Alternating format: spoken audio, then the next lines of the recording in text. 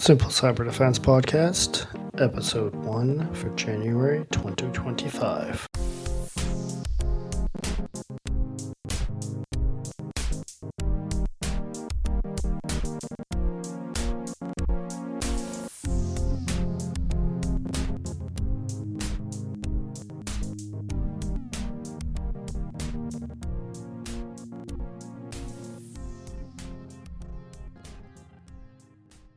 Welcome to the Simple Cyber Defense, where we discuss all things cybersecurity, tech trends, and digital defense. I'm your host, Carl. In today's episode, we'll explore some of the most pressing cybersecurity challenges of 2024. This includes the Internet Archive breach, a CrowdStrike update mishap, and a massive U.S. data leak. We'll also dive into some ransomware attacks on critical infrastructure, geopolitical response, and state-sponsored threats. Stay tuned as we pack these events and extract valuable lessons for protecting your digital world. Early in 2024, the Internet Archive, a widely trusted repository of digital information, became a target of a significant cyber attack. Hackers breached the organization's database, exploited an outdated vulnerability in its web application.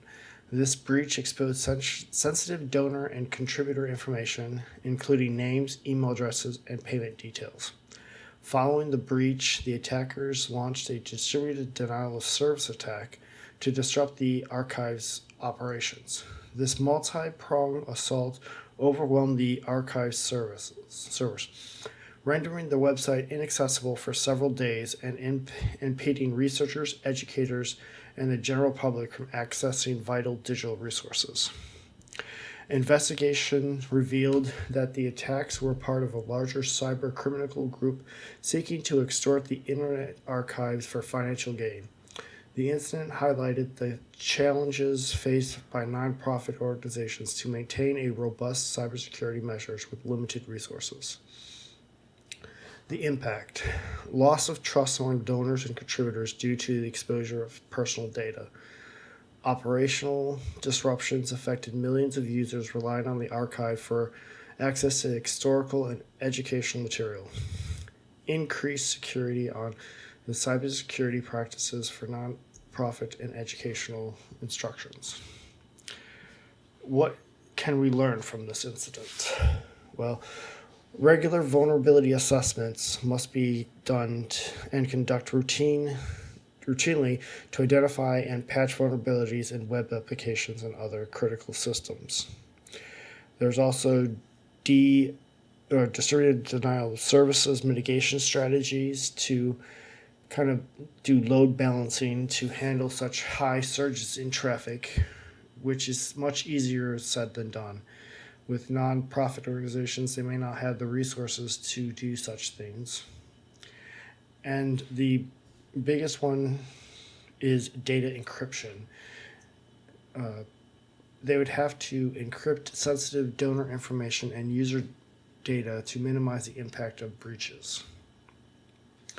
There's also the incident response planning. Develop a regularly updated and comprehensive incident response plan to address potential breaches and operational disruptions effectively. What basically means is create a plan to deal with these disruptions to try to mitigate the downtime that you have.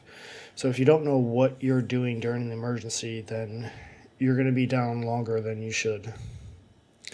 And the last thing to learn from this is cybersecurity awareness. Invest in training staff and volunteers to recognize and respond to phishing attempts and other social engineering tactics.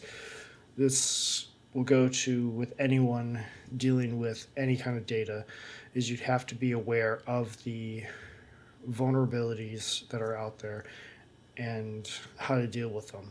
Some are simple as just not clicking on links. Others can be a little bit more complicated. But if you don't know what to do, then you will become a target and fail.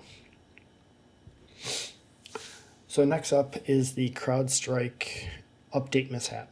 So after a routine update to CrowdStrike's Falcon platform, and inadvertently introduced a critical flaw, exposing vulnerabilities in the endpoint detection and response system.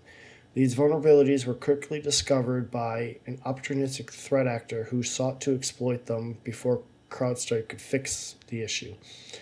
Within the hour of the mishap, reports emerged of isolated exploitation attempts threatening enterprises using the platform. CrowdStrike promptly released a patch and initiated a communication campaign to inform affected clients. The incident underscored the potential risk and inherent in automated update system, particularly for security critical software. What ended up happening was, because of this rush, the patch crashed many of the systems and made most of the internet unusable because the computers were blue screened and could not be used because of this flawed patch. So the impact of this is many infrastructures that were relied on were unavailable because of the blue screen crash, and it almost creatively disrupted the entire world and brought it almost to a complete stop.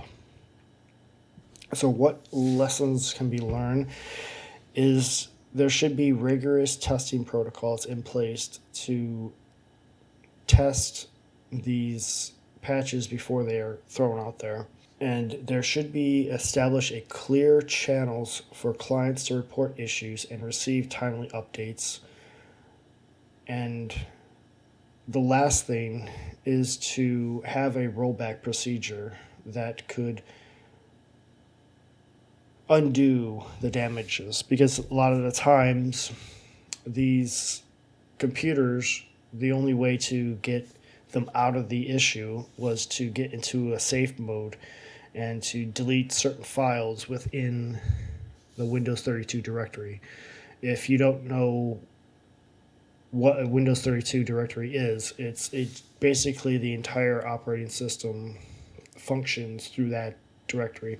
So if you don't know what you're doing, it can easily create more problems than what the original downtime was given. But if you do have a rollback feature, then it'd be easier to be able to undo certain things. Unfortunately, with this particular mishap, the only rollback was to delete files within the Windows 32, which many companies didn't have the knowledge to be able to do. So that's why it took a lot longer for many of the sensitive infrastructures to be able to undo the mishaps of this bad patch. So moving on from CrowdStrike, we're going to go on to the massive data leaks in the United States. A federal agency in the U.S. suffered a catastrophic data leak due to a misconfigured cloud storage database.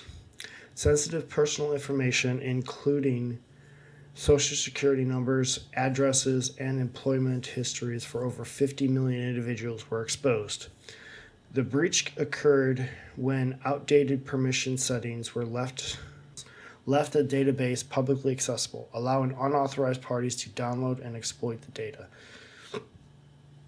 Investigators revealed that the database had been exposed for weeks before discovery, highlighting several lapses in monitoring and auditing protocols. So the impact was widespread identity theft and financial fraud affecting millions of citizens due to a lot amount of data leaked. Heightened public security of government data security practices or scrutiny of it. This basically should never have happened. And a lot of times when agencies are using cloud storages, I've noticed that a lot of times there are some cases where if you had someone looking over the configurations, this could have been easily caught before the exposure happened. So what can we learn from this? We need to enforce strict configuration protocols and regular audits for cloud resources. We can't just let someone just set up things and just forget about it. We need to constantly look over it to make sure that the configurations are safe and that they don't lend to people to exploit things. Another thing is we need to monitor automatically different tools to detect and respond to access patterns, so that if we notice that, hey, there are some unusual patterns happening, like access from a different country or maybe outside the normal hours, then we can get alerts, say, hey, this needs to be looked at right away. So moving on from that, we're going to be talking about ransomware. In mid-2024, a ransom group targeted a major energy provider, encrypting operating data and distributing power distribution across several states. This attack leveraged phishing emails to infiltrate the provider's network before deploying ransomware payloads to critical systems. The attackers demanded $25 million in cryptocurrency for decryption keys, forcing the company to decide between paying the ransom or enduring prolonged outages. Collaboration between the federal authorities and private cybersecurity firms led to partial restoration of these services without paying the ransom. So the impact of this attack is several operational disruptions costing millions of downtime and emergency response efforts. There's also a renewed focus on securing critical infrastructures from cyber threats. Lessons learned from this incident is we need to conduct regular drills to prepare for ransomware scenarios and refine response plans. Ransomware is nothing new, and it will never go away, in my opinion, because people aren't diligent in kind of protecting themselves from it. Another thing that we need to do is limit the spread of the malware by segmenting networks and enforcing access controls. This way, if the malware does affect the network, it only affects one portion of it instead of going through the entire network and bringing everything down. Next up, we're going to be talking about regulatory and geopolitics responses to many of these high-profile attacks. Governments worldwide introduced stricter cybersecurity regulations, including mandatory breach reporting and minimal security standards for critical sectors. This is a step in the right direction because this will force companies to be more liable for their mishaps of any security standards that they don't have. Unfortunately, companies will try to do whatever they can to not do security because in their eyes, security is a cost. And luckily, we have the ball rolling somewhat to kind of put these businesses in a higher standard so that they say, hey, you have to be more responsible with this data so that an attacker can't just come in here and steal it or just do whatever they can with your company. We need to stay informed about changes in cybersecurity laws and ensure compliances. I would also go to a step further in saying probably reach out to your lawmakers and let them know your thoughts about the cybersecurity and kind of let them know that you don't want them to allow companies to do whatever they want. Unfortunately, it's coming to the case where the government will have to step in and force many of these companies to become more cyber aware, especially companies that house large amount of data, like credit card companies, banks, cloud services like AWS, Amazon, and Microsoft, and things like that. So next up, we're going to be talking about a lot of advanced persistent threats that happened during the 2024. One group in particular was linked to a nation-state targeted industries such as healthcare, finances, and defense. Tactics include spear phishing, supply chain compromises, and exploration of zero-day vulnerabilities. So spear phishing is basically a campaign that is specifically targeted to a specific individual. Kind of like when you use a spear to fish, you're not going for the entire group of people. You're just going for that one specific one that probably has a lot of access to many different settings, or maybe they are a network engineer or something. These attackers will specifically target them with emails to try to get them to click on things to then be able to compromise their computer, then to spread across the entire network. The supply chain compromises are basically a compromising of the workflow that they have. Like, so if they buy like widgets from different companies and use those widgets to bring them together to create a product. So what the attacker will do is they will compromise one part of that chain so that they can get their vulnerability in the final product. And zero-day exploitation is basically exploiting a vulnerability that no one knows about yet. So many notable campaigns attributed to the state-sponsored group compromised a vaccine production facility, aiming to steal intellectual property and distribute supply chains. Again, to try to either gain money through stealing property or to get their vulnerability within the product so that they can then attack other companies that are buying the end user product.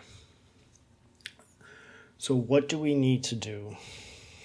What we need to do is collaborate with global threat intelligence networks to stay ahead of these emerging tactics, because with state-sponsored attacks, they're basically have unlimited fundings, and they're funded basically by a government agency to attack others. So on our own, we can't really fight this, but if we come together and pool all our resources together, we'll have a better chance of defending ourselves against it. So in the end, these incidents underscore the ever-evolving landscape of cybersecurity challenges and the importance of vigilance.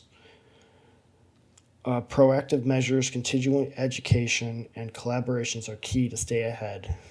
What you can do is you'll need to just continually learn new things. Just don't think that cybersecurity is someone else's problem. Take it upon yourself to learn new tactics and new defense mechanisms and learn about how some of these attacks are happening so that you can probably spot them before they become a big problem with you. So with these said, thanks for tuning in to the Simple Cyber Defense. Until next time, stay safe, stay informed, and stay secure. Thanks for listening to the Simple Cyber Defense Security Updates. Join us next time when we dive into more security issues, and make sure you subscribe to the podcast so you never miss an episode. Plus, if you have a topic suggestion or want to support the podcast, stop by our website at simplecyberdefense.com.